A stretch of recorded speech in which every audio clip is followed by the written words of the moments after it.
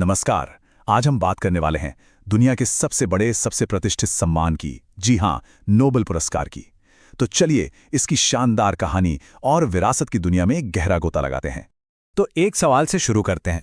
अगर कोई पूछे कि पुरस्कारों का पुरस्कार किसे कहते हैं, तो इसका एक ही जवाब है, नोबेल। ये दुनिया भर में किसी भी क्षेत्र में सबसे बड़ी उपलब्धि का प्रतीक माना जाता है।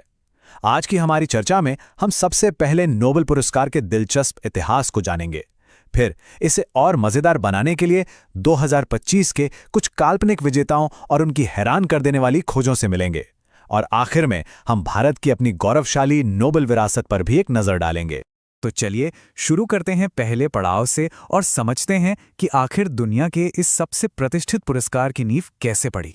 देखिए, ये कहानी शुरू होती है 1895 में, जब डायनामाइट के आविष्कारक अल्फ्रेड नोबेल ने अपनी वसीयत लिखी और इस पुरस्कार की स्थापना की। 1896 में उनका निधन हो गया और उसके ठीक 5 साल बाद 1901 में पहले नोबेल पुरस्कार दिए गए। कई सालों बाद 1968 में इसमें अर्थशास्त्र का पुरस्कार भी जोड़ा गया, जिसे स्वीडन के सेंट्रल बैंक ने शुरू किया था। अच्छा, तो ये काम कैसे करता है? बहुत सिंपल है। ये पुरस्कार कुल 6 क्षेत्रों में दिया जाता है। दिलचस्प बात यह है कि 5 पुरस्कार तो स्वीडन की राजधानी स्टॉकहोम में दिए जाते हैं, लेकिन शांति का नोबेल पुरस्कार नॉर्वे की राजधानी ओस्लो में दिया जाता है। और ये समारोह हर साल 10 दिसंबर को होता है, जो कि अल्फ्रेड नोबेल की पुण्यतिथि भी है। और अब आते हैं उस हिस्से पर जिसका शायद हम सबको इंतजार रहता है। चलिए कल्पना की दुनिया में चलते हैं और 2025 के नोबेल पुरस्कार विजेताओं से मिलते हैं। तो मेडिसिन यानी चिकित्सा के क्षेत्र में ये पुरस्कार 3 लोगों को मिला है, मैरी ब्रुंकोप, फ्रांसिस रेम्सडेल और शिमोन साकागुची। इन्होंने हमारे इम्यून सिस्टम, मतलब हमारे शरीर की बीमारियों से लड़ने की जो शक्ति है ना, उसे समझने में एक बहुत बड़ी कामयाबी हासिल की है। वाकई एक शानदार खोज। अब सवाल ये है कि इतने मुश्किल नाम याद कैसे रखें? चिंता मत कीजिए, इसके लिए एक बड़ी मज़ेदार ट्रिक है। बस ये लाइन याद रखिए, मेरी फ्रेंड सीमा को मेडिसिन दो। मेरी से मैरी, फ्रेंड से फ्रांसिस और सीमा से शिमोन। और मेडिसिन से तो याद रहेगा ही कि ये चिकित्सा का पुरस्कार है।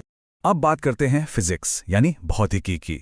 यहाँ विजेता हैं मिशेल एच डवरेट, जॉन क्लार्क और जॉन एम मार्टिनस। इनका काम इतना छोटा है कि हम उसे देख भी नहीं सकते, मतलब बिल्कुल परमाणु के लेवल पर।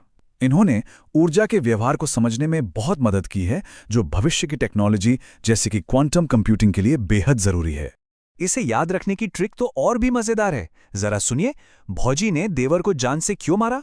यहां भौजी से भौतिकी, देवर से डेवरेट, जान से जॉन क्लार्क और मारा से मार्टिनेस। है ना कमाल की ट्रिक?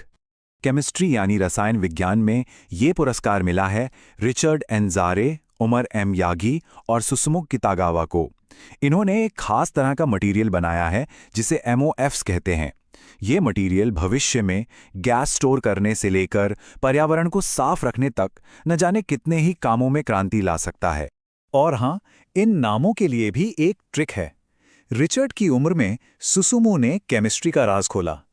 रिचर्ड तो रिचर्ड ही हैं, उम्र से उमर यागी और सुसुमु से सुजुमु कितागावा। और केमिस्ट्री तो है ही भाई, रसायन विज्ञान कभी इतना दिलचस्प नहीं लगा। साहित्य के क्षेत्र में पुरस्कार गया है हंगरी के लेखक लास्लो क्राज़्नाहोरकाई के पास। उनका लेखन कुछ ऐसा है जो पढ़ने वालों को मानो किसी और ही दुनिया में ले जाता है और समाज की कड़वी सच्चाइयों पर सोचने के लिए मजबूर कर देता है। अब इनका नाम थोड़ा मुश्किल है ना? तो इसे याद रखने की ट्रिक है, लाखों सही किताबें। लाखों से लाज़लो और सही से साहित्य। हो गया ना आसान? शांति का नोबेल पुरस्कार मिला है मारिया कोरिना मशाडो को। इन्होंने वेनेजुएला में विपक्ष का नेतृत्व किया है और लोकतंत्र की बहाली के लिए एक लंबी और साहसी लड़ाई लड़ी है। और इन्हें याद रखने की ट्रिक तो बहुत ही सीधी और सरल है। मारिया को शांति मिली। मारिया से मारिया कोरिना और शांति से शांति का पुरस्कार। और आखिर में अर्थशास्त्र का पुरस्कार जाता है जोएल मोखीर, फिलिप आगियोन और पीटर होविट्स को।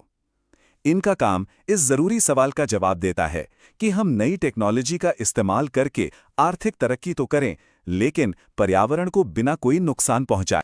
इसको याद रखने के लिए एक छोटी सी कहानी है। फिलिप और पीटर ने जेल में पैसे कमाए। फिलिप से फिलिप आगियोन, पीटर से पीटर हॉविट, जेल से जोएल मोकीर और पैसे से अर्थशास्त्र। पूरी कहानी में ही जवाब छिपा है। तो ये थे हमारे काल्पनिक विजेता। चलिए अब दुनिया से घूमकर अपने देश भारत की तरफ आते हैं और अपनी गौरवशाली नोबेल विरासत पर एक नजर डालते हैं। भारत का नोबेल इतिहास वाकई बहुत शानदार रहा है। 1913 में गुरुदेव रविंद्रनाथ टैगोर से लेकर सीवी रमन की अद्भुत खोज, मदर टेरेसा की निस्वार्थ सेवा, अमर्त्य सेन का कल्याणकारी अर्थशास्त्र और हाल ही में 2019 में अभिजीत बनर्जी, जिन्हें गरीबी कम करने पर उनके काम के लिए ये सम्मान मिला, ये सूची भारत के बेहतरीन दिमागों और दिलों की कहानी कहती है। तो आखिर में नोबेल पुरस्कार की विरासत क्या है? ये सिर्फ एक मेडल या कुछ पैसे नहीं है। ये इंसान की जिज्ञासा, उसकी मेहनत और एक बेहतर दुनिया बनाने की उसकी कभी न खत्म होने वाली उम्मीद का सबसे बड़ा प्रतीक है। और हम आज की इस चर्चा को इसी एक सवाल के साथ खत्म करते हैं। अगली दुनिया को बदल देने वाली खोज क्या होगी? कौन सी नई सफलता इंसानियत के भविष्य को एक नया आकार देगी? क्या पता इसका जवाब हमें अगले नोबेल विजेताओं में से ही किसी के पास मिले। हमारे साथ जुड़ने के लिए बहुत बहुत धन्यवाद।